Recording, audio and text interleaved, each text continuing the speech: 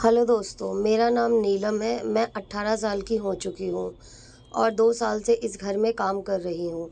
इस घर में मालकिन और उनका बेटा शेखर रहता है, पर अभी 8 महीने पहले ही मालकिन की मौत हो गई है। मुझे इस घर में मालकिन की सेवा के लिए ही लगाया गया था। उनकी मौत के बाद मुझे लगा था कि उनका बेटा मुझे काम से निकाल देगा, पर ऐसा नहीं हुआ। शेखर ने मुझसे कहा कि तुम अभी भी यहाँ काम कर सकती हो। मुझे यह सुनकर बहुत खुशी हुई, क्योंकि मैं दिल ही दिल उसे पसंद करती हूँ। हालांकि शेखर के दिल की बात मुझे समझ नहीं आती। मैंने उसे कई बार मुझे चुपके से निहारते हुए देखा है, पर उसके दिल में मेरे लिए क्या फीलिंग है यह मुझे नहीं पता। हाँ, मैं जानना ज़रूर चाहती हूँ कि मैं दिन भर उसी के घर में रहती थी। वहाँ मेरे रहने के लिए एक छोटा सा कमरा भी था, जहाँ मैं रात में सो जाती थी। मैं मालकिन की मौत के बाद शेखर के करीब रहने लगी थी। मैं जवान हो चुकी थी। मैं दिखने में बहुत सुंदर हूँ। मेरी बुरी बुरी आंखें, कसा हुआ शरीर, मोटे मोटे प्राकृतिक उभार, ये सब देख के किसी भी लड़के का मन मचल सकता है। मेरा बाहर कहीं कोई आना जाना भी नहीं था। मेरे सामने बस शेखर ही था। वह भी 20 साल का एक जवान लड़का बन चुका है। मैं उसे खुश करने का कोई भी मौका नहीं छोड़ती थी, पर ना जाने क्यों वह मुझसे दूरी बनाता। बातों बातों में मैं कभी उसका हाथ पकड़ लेती तो मेरा हाथ झटका देता और मुझसे कहता था कि तुम मुझसे दूर रहा करो। मैं प्यार से उसका दिल जीतना चाहती थी, इसीलिए उसके लिए तरह तरह के पकवान भी बनाती थी। पर मुझे समझ नहीं आता था कि मेरे अंदर कुछ कमी है या उसके अंदर कुछ कमी है, जिस वजह से वह मुझे अपने से दूर करता है। वो चोरी चोरी मुझे देखता है, पर जब मैं करीब जाने की कोशिश करती हूँ तो मुझे अलग कर देता है। लेकिन बहुत जल्द मुझे शेखर के करीब जाने का मौका मिल ही गया था। उसी दिन सुबह से ही तेज बारिश हो रही थी। बारिश की बूंदें मेरे दिल में अरमान जगा रही थी। शेखर उस दिन काम के लिए बाहर भी नहीं जा पाया था और पूरे दिन घर पर ही था। जैसे ही सोने का टाइम आया, मैंने कहा, शेखर, मुझे आज बहुत डर लग रहा है। आज का मौसम कयामत डाल रहा है। अगर तुम बुरा ना मानो तो क्या मैं तुम्हारे कमरे में सो जाऊं? यह सुनकर उसकी आंखें बड़ी बड़ी हो गई और ना जाने क्या ही मन सोचने लगा। ऐसा लग रहा था कि वह चाहता भी है कि मैं उसके कमरे में सो जाऊं। वह कह भी नहीं पा रहा था। उसका यह भाव देखकर मैं काफ़ी चिंतित हो गई थी कि कहीं शेखर मुझे इसलिए तो अपने आप से दूर नहीं रखता क्योंकि मैं गरीब घर की लड़की हूँ और मेरे मम्मी पापा मेहनत मजदूरी करते हैं। मेरे माँ ने मुझे बचपन से ही काम पर लगा दिया था, क्योंकि स्कूल भेजने लायक हमारे पास पैसे नहीं थे। मैं बिना किसी मकसद के अपनी ज़िंदगी जिए जा रही थी। मैं हमेशा मालकिन के घर ही रहती थी। कभी कभी अपने घर वालों से मिलने तो चली जाती थी, पर मैं बहुत अकेली थी। मुझे ऐसा कोई चाहिए था जो मुझसे प्यार करे। शायद मेरी उम्र की वजह से ही ऐसा था कि मुझे अपनी ज़िंदगी में एक लड़का चाहिए था, और मेरे सबसे करीब शेखर ही था। अंजाम की परवाह किए बिना ही मैंने उसे कह दिया कि मैं आपके कमरे में सोना चाहती हूँ। मेरे मन में तो यह था कि मैं अपनी पूरी रात उसकी बाहों में गुजारूं, पर ऐसा मुमकिन नहीं था। शेखर काफ़ी देर सोचने के बाद बोला, अच्छा ठीक है, यहीं सो जाओ। मैं अंदर आई तो यही सोच रही थी कि मैं कहाँ सोऊं। नीचे बिस्तर लगाकर सोऊं या उसके साथ बेड पर सोऊं। मैं शेखर की तरफ देखने लगी। उसने मुझसे कहा कि तुम चाहो तो बेड पर सो जाओ, बस मुझसे दूरी बना कर रखना, या फिर चाहो तो नीचे भी सो सकती हो। शेखर तो मुझसे शराफत दिखा रहा था, पर मुझे उसके करीब ही सोना था, तो मैं बेड पर ही सो गई। बारिश की वजह से काफ़ी ठंड लग रही थी। ऊपर से पंखा भी चल रहा था। शेखर एक चादर ओढ़कर किनारे पर सो गया था। मैं ठंड से कांपने लगी और फिर अचानक बिना सोचे समझे शेखर के चादर के नीचे आ गई और इंतजार करने लगी शेखर क्या करता है, पर वह तो अपनी जगह से हिल भी नहीं रहा था। अचानक मैंने सटकर उसका हाथ पकड़ लिया और कहा, शेखर, मुझे बहुत ठंड लग रही है। बस इतना कहकर मैं उसके ऊपर चढ़ गई। मुझे इस हाल में देखकर उसकी आंखें बड़ी बड़ी हो गई थी, पर उसकी सांसें तेज तेज चलने लगी थी। चलती भी कैसे नहीं। मैं एक जवान और बेहद खूबसूरत लड़की हूँ जो कि उसके इतने करीब थी। मैंने कहा, मुझसे रहा नहीं जाता शेखर, मैं बहुत अकेली हूँ। तुम प्लीज़ मेरा अकेलापन आज रात के लिए दूर कर दो। मैं उसके बिल्कुल करीब आ गई और उसके होठों को चूमने लगी थी। अब वह भी बहकने लगा था और उसके चेहरे में मुझे डर नज़र आ रहा था। मैं उसके शर्ट के बटन खोलने लगी थी, पर वह मुझे रोक रहा था। कहने लगा, नीलम प्लीज़ ऐसा मत करो। मैंने ललचाई आंखों से उसकी ओर देखा और पूछा, क्यों ना करूं शेखर। मैं उसकी तरह प्यार भरी नज़रों से देखने लगी और धीरे धीरे उसके बटन खोलने लगी थी। लेकिन जैसे ही मैंने उसके सारे कपड़े उतारे और उसे देखा तो मेरी चीख निकल। मैं डर के मारे बिल्कुल थर थर कांपने लगी थी। मुझे जरा भी इल्म नहीं था कि मैं ऐसा नज़ारा देखूंगी। मेरा चेहरा बिल्कुल लाल पड़ गया था। मैं एक पल भी वहाँ रुकना नहीं चाहती थी। मेरा दिल इतनी तेज़ी से धड़कने लगा था जैसे कि बाहर ही आ जाएगा। मेरी सांसें बहुत तेज़ी से तेज हो गई और फिर दौड़ती हुई उसके कमरे में बाहर निकल गई। मैंने गेट खोलकर मैं बाहर निकल गई और बारिश में भीगती हुई दौड़ने लगी।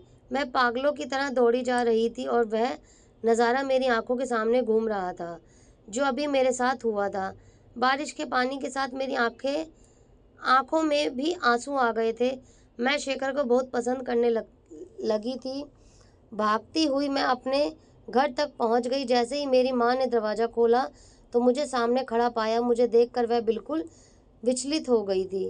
तभी मेरे पापा सामने आए और बोले, क्या बात है बेटा, इतनी रात को यूं दौड़ के क्यों आ रही है, सब ठीक तो है ना।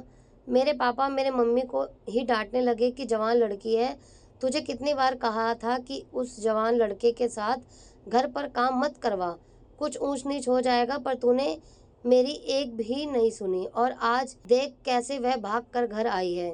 तभी मैंने ध्यान दिया कि मेरी शर्ट का बटन भी ठीक से नहीं लगा था। मेरे बाल भी बिल्कुल बिखरे हुए थे। कोई भी देखेगा तो यही सोचेगा कि मेरे साथ कुछ गलत हुआ है। मेरी मम्मी ने मुझे घर के अंदर ले लिया और जोर जोर से रोने लगी थी। बोली, ये क्या हो गया। मैं उन लोगों को कुछ कह भी नहीं पा रही थी। थोड़ी देर बाद अपने आप को संभालने के बाद मैंने कहा, मेरे साथ आज की रात जब मैं 16 साल की थी तब से ही मेरी माँ ने इस घर पर मुझे काम पर लगा दिया था, क्योंकि घर की मालकिन बहुत बीमार थी। उस वक्त शेखर करीब 18 साल का था। मैं धीरे धीरे जवान हो रही थी। मालकिन के बेटे को देखकर मेरा मन मचलता था, पर वह मेरी और कभी भी आंख उठाकर नहीं देखता था और हमेशा काम में ही लगा रहता था।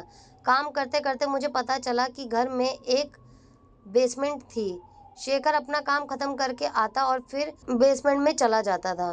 वो घंटों वहीं पर बैठा रहता था। बेसमेंट में अजीबो गरीब आवाज़ आती थी और कुछ धुआं धुआं सा लगता था। पहले मुझे यही लगता था कि शेखर नीचे बैठकर नशा करता है, पर जब वह मेरे पास आता तो उसे देखकर ऐसा नहीं लगता था कि वह कोई नशा किया हुआ है। वह बिल्कुल स्वाभाविक लगता था, पर बहुत ही परेशान सा लगता था। मैं हर वक्त उसके ऊपर नज़र बनाए रखती थी क्योंकि मुझे वह बहुत पसंद था। एक दिन मालकिन सो गई थी और शेखर बेसमेंट में था। उस मौके का फ़ायदा उठाकर मैं बेसमेंट के अंदर चली गई थी। मैं वहाँ खड़ी थी तो देखा शेखर बिना शर्ट के कमरे में पता नहीं क्या कर रहा था। उसकी पीठ मेरी तरफ थी और मैं उसकी बॉडी को देख रही थी। अचानक से मैं उसके करीब चली गई और उसके पीठ पर हाथ रख दिया। शेखर बिल्कुल भड़क गया और मुझे डांटने लगा, तुम यहाँ क्या कर रही हो, जाओ यहाँ से। फिर उसने अपने जिस्म को तुरंत ढक लिया और मैं उसके जिस्म को देख ही नहीं पाई थी। शर्ट पहनने के बाद में वो मेरी तरफ मुड़ा और कहा, तुम यहाँ क्या कर रही हो और तुमने मुझे हाथ क्यों लगाया। वो बहुत गुस्से से कह रहा था, पर उसकी आंखों में बहुत प्यार नजर आ रहा था। मैं तुरंत उसके करीब चली गई और उसके होठों पर किस कर दिया और बोला, तुम्हें मिस कर रही थी इसलिए देखने आई हूँ। मेरे अचानक इस हमले से वह घबरा गया और बोला, यह सब क्या है। पर उसकी सांसें तेज हो गई थी। उसने मेरा हाथ पकड़ लिया और मुझे घसीट कर बाहर निकाल दिया और फिर बोला, नीलम दोबारा बेसमेंट के अंदर मत आना।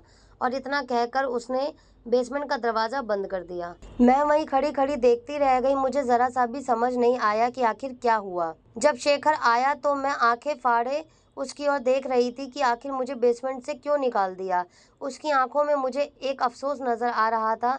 उसने मुझे अपने पास बुलाया और कहा, देखो यह सब ठीक नहीं है, तुम मुझसे दूर रहा करो। उसके बाद से ही शेखर जब भी मुझे देखता तो ऐसा लगता कि मुझे चाहता है, पर ना जाने क्यों मुझे अपने करीब नहीं आने देता। गांव में हमारी अपनी ज़मीन है, ज़मीन एकदम कम थी। इसी वजह से पापा गांव छोड़कर शहर आ गए थे। पापा मजदूरी करने लगे थे और मेरी माँ लोगों के घर में काम करती थी। आर्थिक हालात सुधरने के लिए मेरी माँ ने मुझे काम पर लगाया था। यहाँ पर मुझे रहने खाने के अलावा 500 मिलते थे। शायद हम गरीब हैं, इसी वजह से शेखर मुझे अपने आप से दूर करता है। पर कहते हैं ना कि जब भी हमें कोई काम करने से मना किया जाता है तो हमें वही काम करने का मन करता है। मुझे जब भी मौका मिलता है मैं बेसमेंट में जाकर झांकती थी। अगर शेखर देख लेता तो मुझे बहुत डांटता था। एक दिन मैंने हिम्मत करके पूछ लिया कि तुम वहाँ पर करते क्या हो। उस उसने मेरे सवाल का कोई जवाब नहीं दिया। अब वो बेसमेंट का दरवाज़ा भी बंद कर लेता था। लेकिन आज मैंने जो भी कुछ देख लिया था उससे मेरा दिल दहल दहल उठा था। मैं शेखर के एकदम नज़दीक थी और उसकी शर्ट उतारते ही मुझे जो कुछ भी नज़र आया था उसे देख मैं डर के कांपने लगी थी। क्या यही वजह थी कि वह बेसमेंट में वक्त गुजारता था और बस सोने के लिए ही ऊपर आता था? आखिर यह सारा माजरा क्या है? मेरी मम्मी पापा रोना धोना कर रहे थे। अपने आप को संभालते हुए मैंने कहा, माँ, शेखर ने कुछ भी गलत नहीं किया। मुझे आप लोगों की याद आ रही थी। पूरे दिन से इतनी कयामत वाली बारिश हो रही थी कि मैंने बुरा सपना देखा और सपना टूटते ही मैं दौड़ती हुई आप लोगों के पास आ गई। शेखर अच्छा लड़का है, वह कभी भी मेरी तरफ गंदी निगाह से नहीं देखता है। मेरी बातें सुनकर मेरे घर वालों ने राहत की सांस ली, पर मैंने उन्हें सच नहीं बताया था। मुझे सच बताने की हिम्मत नहीं थी कि जिस वजह से अगले दिन उन्होंने फिर से मुझे काम पर भेज दिया। मैं सुबह काम पर आई तो देखा शेखर घर पर नहीं था। शायद वह मेरा इंतज़ार कर रहा था। मैंने उससे कोई भी बात किए बिना सीधा घर का काम करने लगी। शेखर मेरे आगे पीछे घूम रहा था। उसने सोचा था कि मैं उससे कोई सवाल पूछूंगी, पर मैंने कोई सवाल नहीं पूछा। मुझे उससे नफरत सी हो गई थी। शाम तक वह मेरे आगे पीछे घूमता रहा। जब मैंने अपना सारा काम खत्म कर लिया तो अचानक उसने मेरा हाथ पकड़ लिया। उसने कहा, मैं तुम्हें सब बताऊंगा, तुम बस बैठ जाओ। मैं उसकी तरफ देखने लगी थी। मैं उसे पसंद करने लगी थी, पर कल रात के बाद मेरा दिल टूट चुका था। अब शेखर बोलने लगा। उसने कहा, जब मैं 16 साल का हुआ था तो गलत संगत में पड़ गया था। अपने दोस्तों के साथ गलत जगह पर जाने लगा था और वहाँ औरतों के साथ रात गुजारता था। मेरे पापा नहीं थे और मेरी माँ बहुत बीमार रहती थी, तो मुझे रोकने टोकने वाला कोई नहीं था। मैं जवानी के जोश में अलग अलग लड़कियों के साथ रिश्ता बनाता था। मेरे क्लास की एक लड़की थी जो कि बहुत खूबसूरत थी। मैं और मेरे दोस्त उस लड़की को हासिल करना चाहते थे और हमें मौका भी मिल गया था। हमने उसे ज़बरदस्ती उठा लिया था और फिर उसे एक झोपड़े में लेकर आ गए थे। हमने सबने मिलकर बारी बारी से उसके साथ गलत काम किया। वह बहुत रोई थी, गिड़गिड़ाई थी कि मुझे छोड़ दो, पर हमने उस पर दया नहीं की। हमने उसकी कुछ गंदी वीडियो भी बना ली थी और कहा था कि अगर किसी को बताएगी तो यह वीडियो सबको दिखा देगी। रोती हुई उस लड़की ने मुझे श्राप दिया था कि भगवान तुम्हें इसकी ऐसी सज़ा देगा कि तुम सोच भी नहीं सकते। हमने उसकी बात को हंसकर टाल दिया था, लेकिन जब मैं घर आया तो मेरे पेट की चमड़ी में बहुत जलन होने लगी थी। मैंने कपड़ा भिगाकर अपने पेट पर रख दिया था। ना जाने चमड़ी इतनी क्यों जल रही थी। मैं उस जलन से तड़प रहा था और कुछ घंटे के अंदर मेरे पेट में बड़े अजीब से दाने निकल आए थे। मैं डॉक्टर के पास गया, पर दाने बहुत बड़े हो गए थे। डॉक्टर ने उसकी दवाई तो दी थी, पर वह ठीक होने का नाम नहीं ले रही थी। दाने फूलते चले गए और मेरा पेट ऐसा गंदा हो गया, अब मैं किसी लड़की के करीब जाने के लायक भी नहीं रहा। मेरी हालत इतनी खराब हो गई थी कि कोई लड़की देखती तो डर जाती और उसका दर्द मुझे अलग होता था। जब तुम यह काम करने आई थी तो मैं भी तुम्हें मन ही मन चाहने लगा था, पर मैं जानता था कि कभी ना कभी तुम मेरी शर्ट उतारोगी तो वह दाने तुम्हें दिख जाएंगे। बाकी लड़कियों की तरह तुम भी डर जाओगी और कल रात वही हुआ। मैं इसके टोटके कर रहा हूँ कि यह ठीक हो जाए, क्योंकि डॉक्टर इसका इलाज नहीं कर पाए और इसी वजह से मैं बेसमेंट में जाता था। मैं एक तांत्रिक से इसका इलाज करवा रहा हूँ और अभी थोड़े थोड़े ठीक भी होने लगे हैं। तांत्रिक बाबा ने कहा है कि अभी इन्हें ठीक होने में 6 महीने और लग जाएंगे। उसकी ये सारी बातें सुनकर बिल्कुल हैरान हो गई थी। मैं शेखर को अच्छा लड़का समझती थी, पर उसने अपनी ज़िंदगी में इतने गलत काम किए हैं। शेखर ने कहा कि मैं आज भी उस लड़की की तलाश भी कर रहा हूँ जिसने मुझे श्राप दिया था। मैं उसके पैरों पर गिर कर माफ़ी मांगना चाहता हूँ। मुझे पता है कि वो मुझे कभी माफ़ नहीं करेगी, पर कम से कम मेरे दिल का बोझ तो हल्का होगा। मैंने उसको बहुत खोजा, पर शायद वह लड़की शायद छोड़कर चली गई है। करीब 6 महीने के बाद धीरे धीरे शेखर इस इलाज से पूरी तरीके से ठीक हो गया। मैंने भी इसमें शेखर की बहुत मदद की थी और उसके बाद शेखर ने मेरा हाथ थाम लिया। वो बोला, मैं अपनी ज़िंदगी में जो भी गलतियाँ किया है मैं उसे सुधारना चाहता हूँ। मैं तुमसे शादी करना चाहता हूँ ताकि तुम्हारी ज़िंदगी भी संवर जाए और मैं भी तुम्हारे साथ खुशी खुशी ज़िंदगी बिता सकूँ। उसने मेरे माँ बाप से मेरा रिश्ता मांग लिया था और वह भी खुशी खुशी मेरा हाथ उसके हाथ में देने के लिए तैयार हो गए थे। शेखर पूरे तरीके से ठीक हो चुका था और वह अपना सबक सीख चुका था कि वह लड़कियों की इज्जत करनी चाहिए, उसके साथ ज़बरदस्ती नहीं करनी चाहिए। हम एक सभ्य समाज में रहते हैं और हमें मिलजुल कर रहना चाहिए। हमारी शादी के बाद हम दोनों ने मिलकर उस लड़की को खोजा और उससे मिलकर हमने माफ़ी मांगी। उसने माफ़ी मांगने के बाद शेखर का दिल थोड़ा हल्का हुआ।